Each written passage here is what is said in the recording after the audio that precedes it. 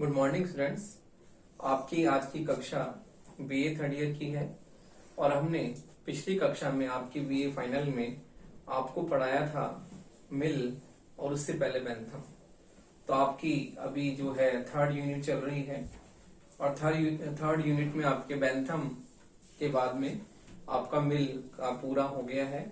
मिल आपका पूरा करा दिया है सिलेबस में और आपके बेंथम मिल के बाद में आता है आपका अगला विचारक। बीए फाइनल में आपका फर्स्ट पेपर चल रहा है जिसका नाम है वेस्टर्न पॉलिटिकल थिंकर, पाश्चात्य राजनीतिक विचारक इस पेपर का नाम है। और इसमें आपका फर्स्ट पेपर में आपकी थर्ड यूनिट चल रही है जिसमें आपका बेंथम और मिल पूरा हो गया है। इसके बाद में आपका आता है कार्ल मार्क्स।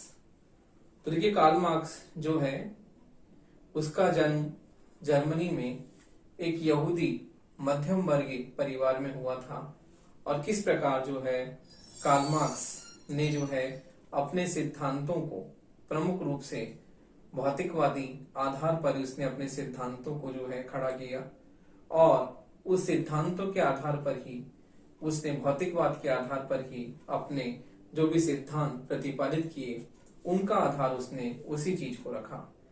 तो हम देखते हैं कि जिस प्रकार हीगल के चिंतन में जहां पर हमें उसके दर्शन का प्रमुख आधार प्रत्यय दिखाई देता है, प्रत्यय विचार आत्मा, इसकी बात हीगल करता है।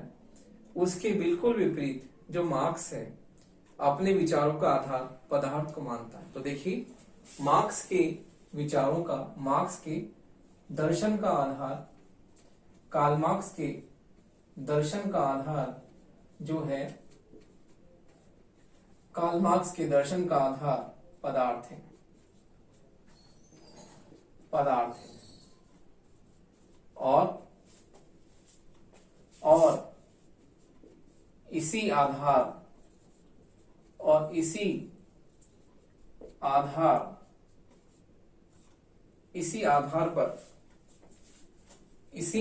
पर वह अपने सिद्धांतों का प्रतिपादन या निर्माण करता है, अपने सिद्धांतों का प्रतिपादन करता है,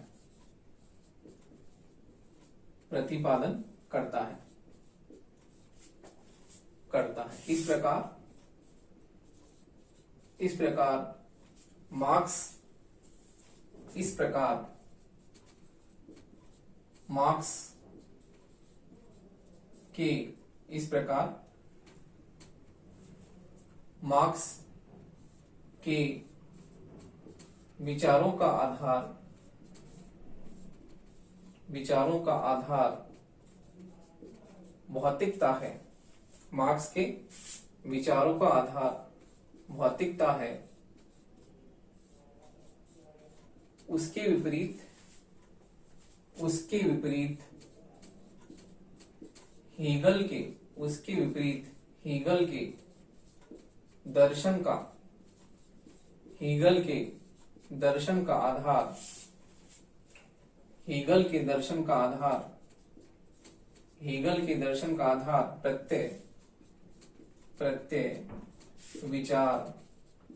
प्रत्यय विचार या आत्मा है। देखिए इस प्रकार हम देखते हैं कि कार्ल मार्क्स के चिंतन में हमें पदार्थ जो है प्रमुख रूप से उसके चिंतन का आधार पदार्थ है, भौतिकता है, मैटेरियलिस्टिक जो है उसकी बात करता है, वो भौतिकवादी युग की बात करता है, भौतिकता की बात करता है। जबकि हीगल इसके विपरीत जो है, हाँ, उसके चिंतन में विचार प्रत्यय आत्मा की बात दिखाई देती है कि विचार जो है वो प्रधान है। लेकिन मार्क्स इसके विपरीत जो है पदार्थ और भौतिकता को ही अपने दर्शन का प्रमुख आधार मानता है। तो देखिए मार्क्स का चिंतन जो है भौतिकवादी चिंतन है और उसने अपने चिंतन में किस प्रकार से जो है पदार्थ को, मैटर को जो है उसको सबसे महत्वपूर्ण माना है। तो इसलिए मार्क्स के चिंतन को समझने से पहले हमें उसके चिंतन के प्रमुख आधार को समझना होगा कि उसके चिंतन के प्रमुख बेस क्या हैं, what is the main basics of Karl Marx ideas. तो हम इसकी बात करते हैं कि उसके चिंतन के प्रमुख आधार क्या हैं। तो उसके चिंतन का प्रमुख आधार है पदार्थ, जहां पर हम हीगल के चिंतन में विचार, प्रत्यय, आत्मा की बात करते हैं। अपने चिंतन का प्रमुख आधार हीगल जहां पर प्रत्यय, विचार को मानता है, उसके विपरीत जो कार्ल मार्क्स है अपने चिंतन का प्रमुख आधार पदार्थ को मानता है, भौतिकता को मानता है कि मैटर इज एवरीथिंग। वो कहता है कि पदार्थ ही सब कुछ है और पदार्थ जो होता है वही सभी चीजों का जो है विश्व नियंता है। तो देखिए मार्क्स जो है वो कहता है कि मार्क्स के अनुसार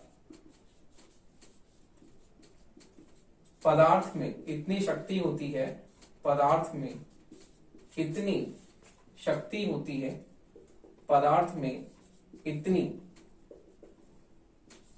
शक्ति होती है, पदार्थ में इतनी शक्ति होती है कि वह पूरे विश्व का नियंता है, पूरे विश्व का नियंता है, अर्थात संपूर्ण विश्व को, पूरे विश्व का नियंता है, अर्थात संपूर्ण विश्व को चलाने वाला है, अर्थात संपूर्ण विश्व को चलाने वाला है, संपूर्ण विश्व को चलाने वाला है। तो इस प्रकार से देखिए मार्क्स जो है पदार्थ को इतना शक्तिशाली मानता है कि पदार्थ में इतनी शक्ति होती है कि पूरे विश्व को चलाने की शक्ति उसके पास होती है। तो इसलिए मार्क्स जो है पदार्थ को पूरी सृष्टि का नियंता मानता है कि पूरे विश्व का नियंता कौन है, पदार्थ है, और पदार्थ ही पूरी विश्व को चलाने की शक्ति पदार्थ में मौजूद है। तो इसलिए मार्क्स जो है पदार्थ की बात करता है, मैटर की बात करता है। तो देखिए पदार्थ हम भौतिकता या इसे हम आर्थिक क्रियाएं, तो देखिए जो पदार्थ है वो क्या है, हम उसको समझते हैं। पदार्थ जो है ये पदार्थ भौतिक तत्व, आर्थिक क्रियाएं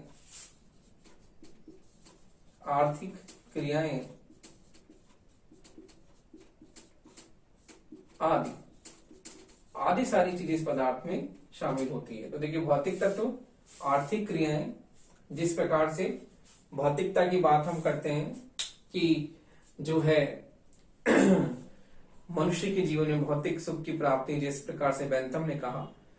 तो देखिए मार्क्स जो है भौतिकता को बहुत ही महत्वपूर्ण मानता है और पदार्थ को विश्व का नियंता मानता है कि पदार्थ के कारण ही पूरी सृष्टि जो इसी के आधार पर चलती है। तो मानवीय संबंधों का प्रमुख आधार भी मार्क्स आर्थिक क्रियाओं को ही मानता है कि मानव में जो संबंध स्थापित होते हैं वो भी आर्थिक क्रियाओं के आधार पर ही होते हैं और उन संबंधों का प्रमुख आधार क्या है, आर्थिक गतिविधि। तो इस प्रकार से मार्क्स के चिंतन में हम पदार्थ को, भौतिक क्रियाओं को, आर्थिक गतिविधियों को, आर्थिक क्रियाओं को जो है बहुत ही महत्वपूर्ण उसका आधार मानते हैं, उसके चिंतन का प्रमुख आधार ये है। और हीगल जहां पर अपने दर्शन में प्रत्यय, विचार और आत्मा को मानता, तो इस प्रकार से मार्क्स के चिंतन का प्रमुख आधार क्या है, पदार्थ, और इसी आधार पर वो अपने सिद्धांतों का जो है निर्माण करता है। तो देखिए मार्क्स के चिंतन में आपने जो पहले भी पढ़ा होगा कि मार्क्स के बारे में आपने जो है फर्स्ट ईयर में पढ़ा होगा कि मार्क्स एक ऐसा विचारक है जो अपने भौतिकवादी दर्शन के आधार पर अपने सिद्धांतों का प्रतिपादन करता है। और मार्क्स की साम्यवादी विचारधारा के बारे में तो आपने पढ़ा ही होगा। तो देखिए मार्क्स की साम्यवादी विचारधारा, जिसमें मार्क्स जो है कहता है विश्व के मजदूरों एक हो जाओ, उसका प्रमुख नारा है। आपने इसके बारे में पढ़ा होगा पिछली कक्षाओं में। तो मार्क्स जो है प्रमुख नारा देता है विश्व के मजदूरों एक हो जाओ। तो उसका जो है ये नारा वो क्या है, तो उसमें मार्क्स ये कहता है कि मजदूरों को एक होने की बात करता है। और मार्क्स अपनी साम्यवादी विचारधारा के द्वारा ये बताता है कि जो साम्यवादी विचारधारा में हम देखते हैं कि किस प्रकार से जो मजदूरों का, किसानों का शोषण पूंजीवादी व्यवस्था के द्वारा होता है। और पूंजीवादी व्यवस्था के अंत की बात मार्क्स करता है कि पूंजीवादी व्यवस्था का पूर्णतः जो है उन्मूलन होना चाहिए, क्योंकि पूंजीवादी व्यवस्था हिंसा पर आधारित है, क्योंकि इसमें हम देखते हैं कि पूंजीवादी व्यवस्था में श्रमिक वर्ग, मजदूर वर्ग, किसान वर्ग के हितों की जो है बहुत ही ज्यादा जो इसमें उपेक्षा देखने को मिलती है, और किस प्रकार जो है पूंजीपति किसानों का, मजदूरों का, श्रमिकों का शोषण करता है और उसके शोषण के आधार पर अपने महलों को खड़ा करता है। तो इस प्रकार हम देखते हैं कि मार्क्स के चिंतन में, मार्क्स के साम्यवादी विचारधारा में हमें जो है पूंजीवाद के अंत की बात वो कहता है कि एक दिन ऐसा आएगा कि संपूर्ण विश्व में जो है सर्वहारा का अधिनायकवाद स्थापित होगा। उसमें सर्वहारा का अधिनायकवाद का मतलब है पूंजीवादी व्यवस्था का अंत होकर विश्व में एक ऐसी व्यवस्था का जो है निर्माण होना जिसमें श्रमिक वर्ग के हाथों में सत्ता होगी, और श्रमिक वर्ग ही क्या करेगा, किस प्रकार से जो है राजनीतिक सत्ता को प्राप्त करके पूरे विश्व में उसी का ही क्या होगा, एक छत्र राज्य होगा। तो इस प्रकार मार्क्स के चिंतन में हम देखते हैं कि मार्क्स एक भौतिकवादी विचारक है और उसी आधार पर उसने सिद्धांतों का निर्माण किया है। तो देखिए, हम मार्क्स के विचारों में आर्थिक क्रियाओं और आर्थिक गतिविधियों को ही उसके जो है सिद्धांत का प्रमुख आधार मानते हैं कि मार्क्स के चिंतन में हमें आर्थिक क्रियाएं, आर्थिक गतिविधियां और भौतिकवाद ही उसके चिंतन का प्रमुख आधार है। और किस प्रकार उसकी रचनाएं हम देखते हैं कि उसने जो है दास कैपिटल लिखी और कम्युनिस्ट मैनिफेस्टो की प्रमुख किताब है वो भी उसने लिखी। तो इस प्रकार हम इसकी प्रमुख रचनाओं के बारे में देखते हैं कि मार्क्स की जो है प्रमुख रचनाएं क्या है। तो देखिए, मार्क्स की प्रमुख रचनाएं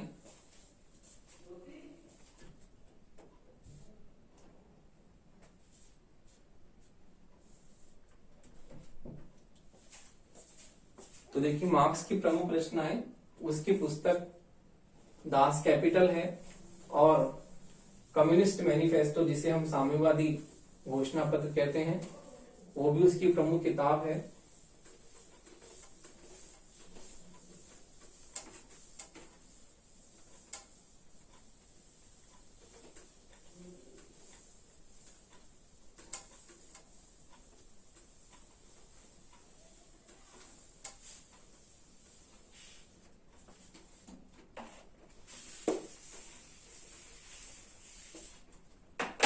तो देखिए, मार्क्स की प्रमुख रचनाएं,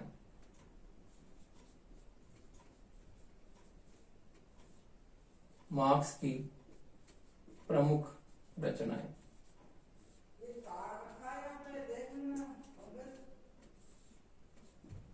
तो देखिए, मार्क्स की प्रमुख रचनाएं में हम देखते हैं कि उसकी जो किताब है दास कैपिटल है,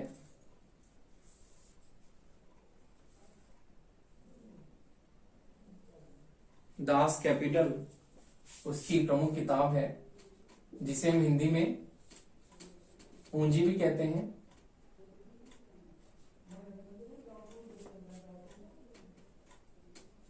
तो देखिए, दास कैपिटल उसकी किताब है।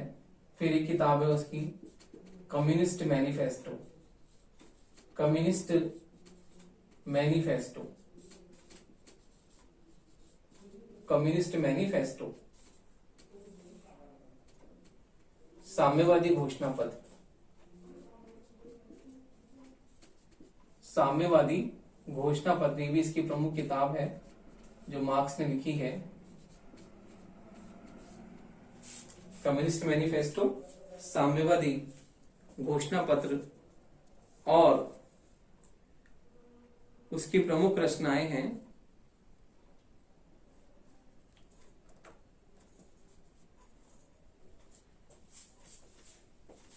अगली उसकी रचना है मूल्य, कीमत और लाभ। मूल्य, कीमत, मूल्य, कीमत और लाभ। देखिए, इस प्रकार मार्क्स की प्रमुख रचनाएं दास कैपिटल, जिसे पूंजी भी कहा गया है, वो अलग अलग खंडों में, पूंजी खंड 1, खंड 2, कम्युनिस्ट मैनिफेस्टो, साम्यवादी घोषणा पत्र, मूल्य, कीमत और लाभ, और भी किताबें हैं। किस प्रकार से उसने जो है अपनी किताब अगली लिखी है कि Gotha programme, revolution and counter revolution, ये भी उसने लिखी है। तो किस प्रकार से मार्क्स के विचारों में हम भौतिकता को प्रधान मानते हैं और इसी आधार पर वो अपने सिद्धांतों का जो है प्रतिपादन करता है।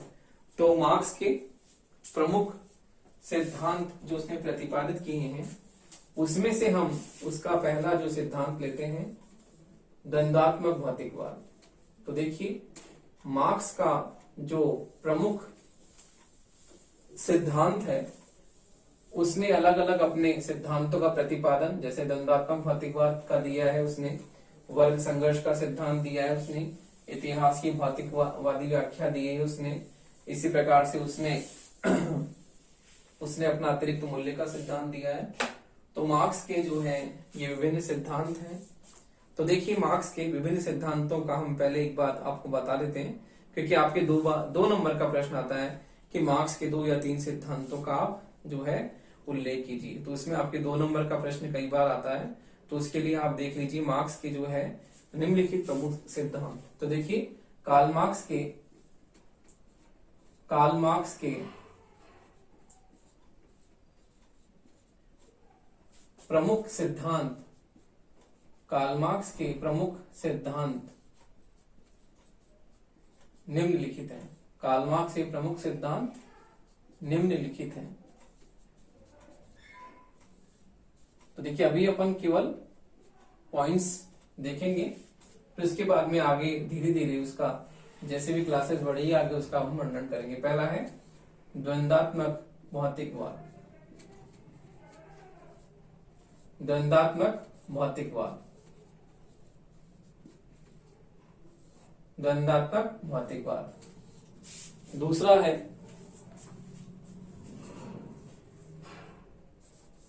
वर्ग संघर्ष, वर्ग संघर्ष का सिद्धांत, वर्ग संघर्ष का सिद्धांत, वर्ग संघर्ष का सिद्धांत। इतिहास की भौतिकवादी व्याख्या, इतिहास की भौतिकवादी व्याख्या,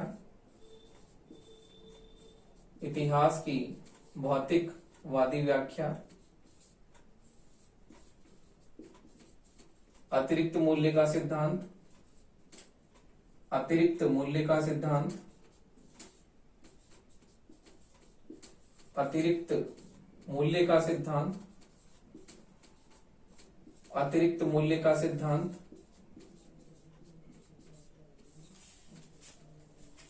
फिर उसका जो है राज्य और शासन संबंधी सिद्धांत, राज्य और शासन संबंधी सिद्धांत।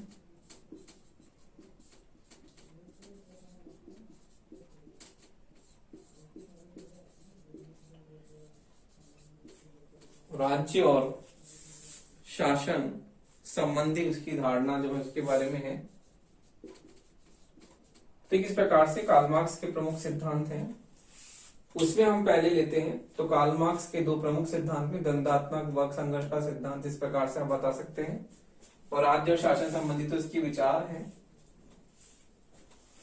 तो देखिए पहला हम कार्ल मार्क्स का जो सिद्धांत लेते हैं वो है द्वंद्वात्मक भौतिकवादी सिद्धांत।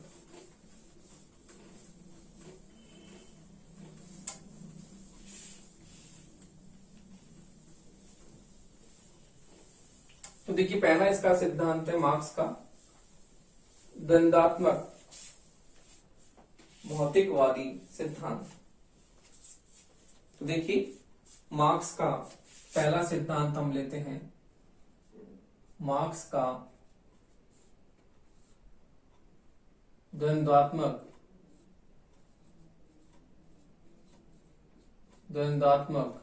भौतिकवाद। तो देखिए कार्ल मार्क्स का द्वंद्वात्मक भौतिकवाद जो इसके बारे में हम पढ़ते हैं वो क्या है। तो देखिए मार्क्स का द्वंद्वात्मक भौतिकवाद क्या है उसके बारे में हम देखते हैं कि मार्क्स जो है अपने विचारों का मूल आधार जो है द्वंद्वात्मक भौतिकवाद को मानता है। तो देखिए मार्क्स जो है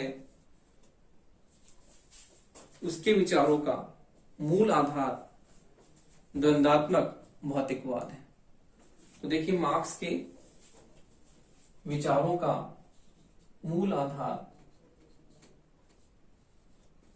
मार्क्स के विचारों का मूल आधार द्वंद्वात्मक भौतिकवाद है। मार्क्स के विचारों का मूल आधार द्वंद्वात्मक भौतिकवाद है। और मार्क्स जो है इसी विचार पर अपने सिद्धांतों का प्रतिपादन करता है और ये कहता है कि पूरे विश्व को चलाने वाला क्या है, पदार्थ है। जो जैसे कि मैंने आपको पहले बताया था कि मार्क्स जो है पूरी सृष्टि का नियंता पदार्थ को मानता है। पदार्थ का मतलब आर्थिक क्रियाएं, आर्थिक गतिविधियां, यहां तक कि मानव संबंधों को भी वो कहता है कि आर्थिक क्रियाएं ही मानवीय जो है व्यवहार को संचालित करती हैं। तो इस प्रकार से मार्क्स जो है अर्थ को यानी पदार्थ को सबसे महत्वपूर्ण मानता है और इस भौतिकता को ही वो अपने चिंतन का प्रमुख आधार मानता है। तो देखिए इस प्रकार मार्क्स के चिंतन में हमें द्वंद्वात्मक भौतिकवाद जो है उसके विचारों का मूल आधार है और यह कहता है कि यह सृष्टि का जो है मूल तत्व है। तो देखिए मार्क्स जो है यह कहता है कि सृष्टि का मूल तत्व भी जो है वो इसी को मानता है। तो देखिए मार्क्स की द्वंद्वात्मक प्रक्रिया क्या है। तो देखिए द्वंद्वात्मक प्रक्रिया,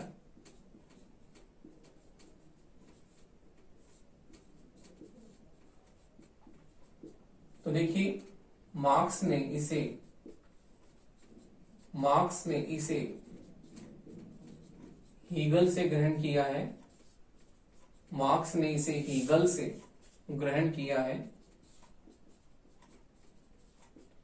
हीगल से ग्रहण किया है और मार्क्स ने इसे हीगल से ग्रहण किया है और यह जो प्रक्रिया है इसके 3 अंग हैं। तो देखिए यह जो है इस प्रक्रिया के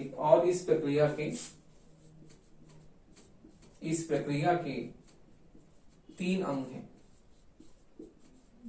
इस प्रक्रिया के 3 अंग हैं।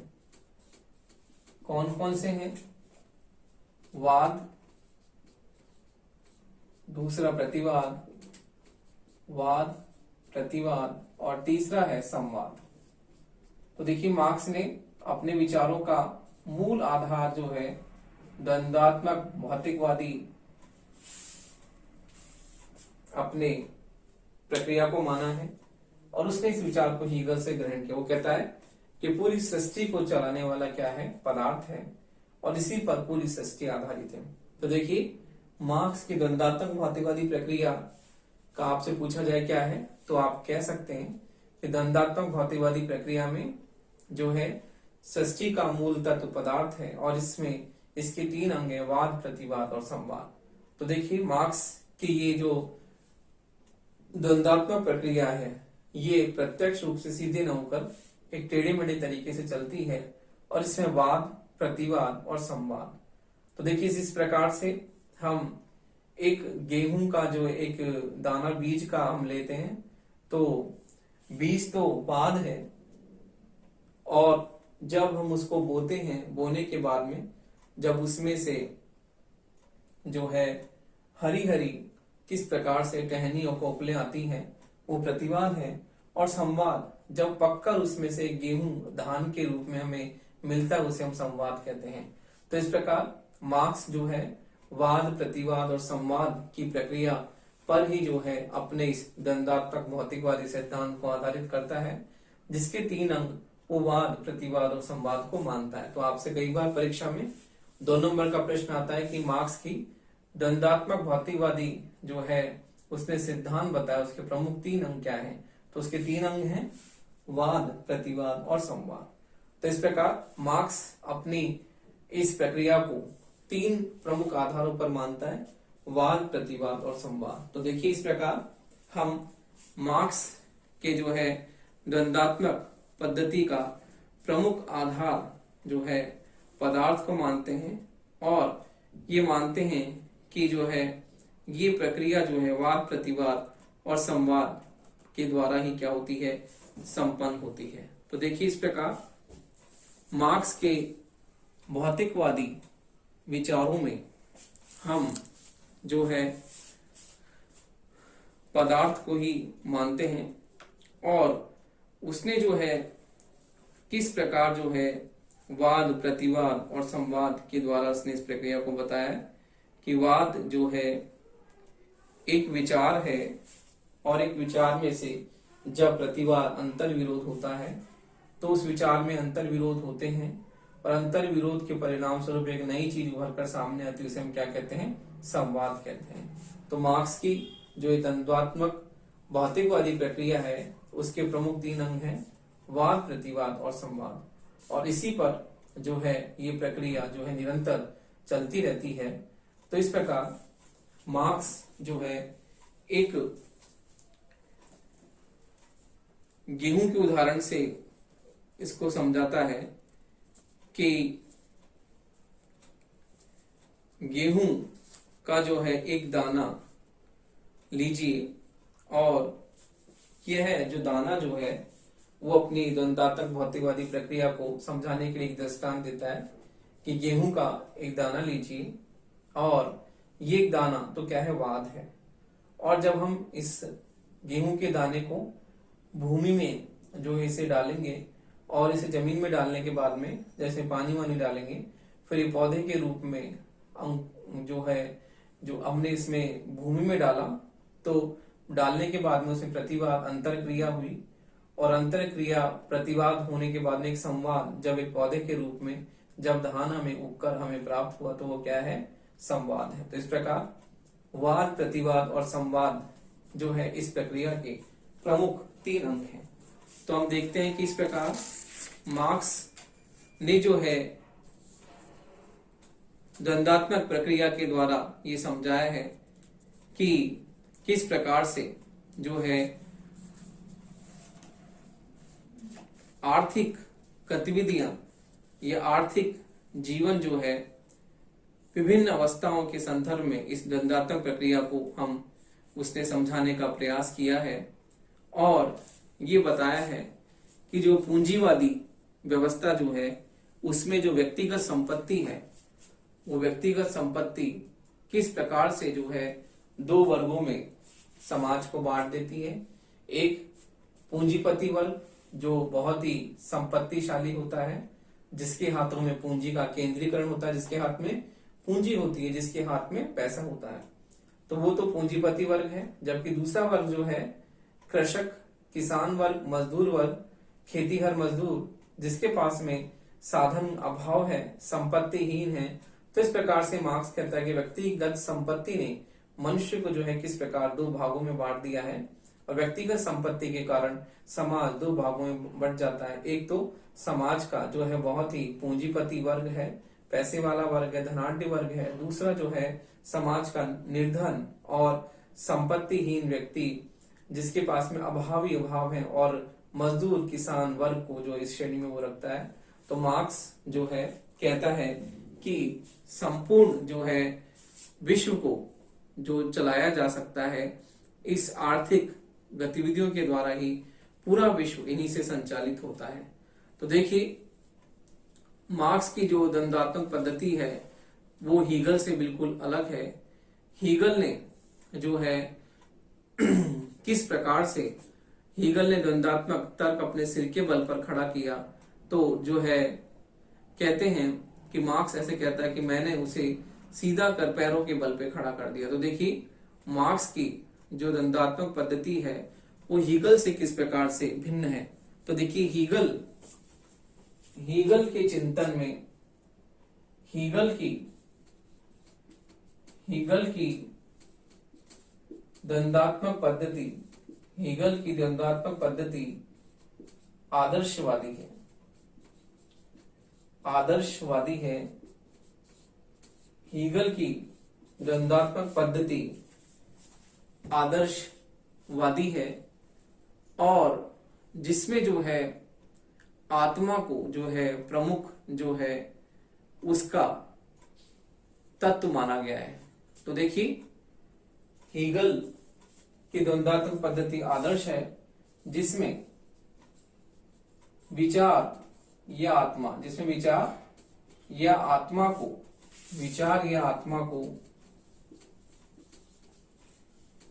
को उसका मूल तत्व माना गया है। तो देखिए इस प्रकार हीगल एक आदर्शवादी विचारक है जिसके चिंतन में उसके दर्शन का प्रमुख आधार आत्मा या विचार है, जबकि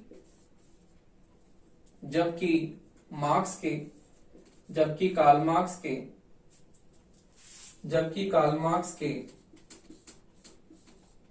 मार्क्स के द्वंद्वात्मक पद्धति का मूल आधार भौतिकवादी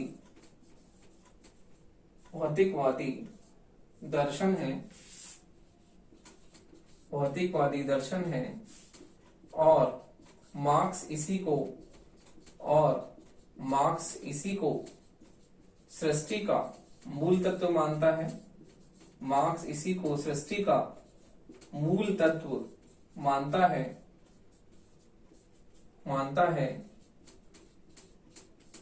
और कहता है कि आर्थिक क्रियाएं ही मानवीय संबंधों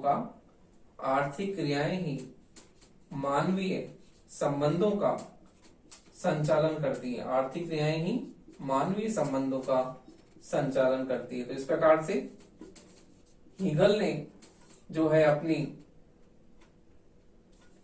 द्वंद्वात्मक पद्धति का प्रमुख आधार विचार या आत्मा को माना। उसके विपरीत मार्क्स की द्वंद्वात्मक पद्धति का मूल आधार उसका भौतिकवादी पदार्थवादी दर्शन है और इसी को सृष्टि का मूल तत्व मानता है। तो इस प्रकार मार्क्स ने अपनी द्वंद्वात्मक पद्धति को हीगल से उसने ग्रहण किया, लेकिन हीगल के चिंतन में और उसके चिंतन में प्रमुख अंतर दिखता है कि हीगल एक आदर्शवादी विचारक है और उसके चिंतन का प्रमुख आधार उसके विचार या उसके आत्मवादी दर्शन है, जबकि मार्क्स का जो भौतिकवादी दर्शन जो है उसके आधार पर सृष्टि का मूल तत्व पदार्थ को मानता है, भौतिक शक्तियों को मानता है और कहता है कि आर्थिक क्रियाएं ही मानवीय संबंधों का जो है संचालन करती हैं। तो इस प्रकार कार्ल मार्क्स का द्वंद्वात्मक भौतिकवादी सिद्धांत जो है वह सृष्टि का मूल तत्व पदार्थ को मानता है और ये कहता है कि भौतिक शक्तियां जो होती हैं, आर्थिक शक्तियां ही मानवीय संबंधों का जो है संचालन करती हैं।